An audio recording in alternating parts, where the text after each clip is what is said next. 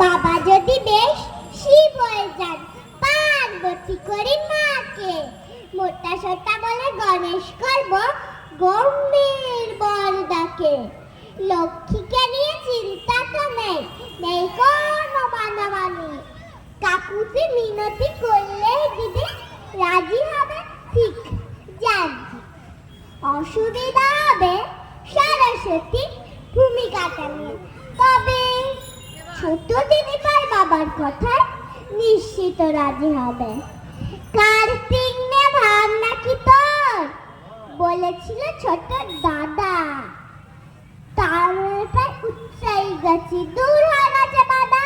সিংহর রোলে ভুলোটাকে পেলে এল্লা তো প্রায় পথে, কিন্তু ও সুসাজার পাত্র পাচ্ছি না কোনো মতে। ডায়েরিতে লেখা এই প্ল্যান তাই নিচে দেখি বাবা কবে লিখেছেন, তুই আছো ঘরে সার্থক হবে। নমস্কার।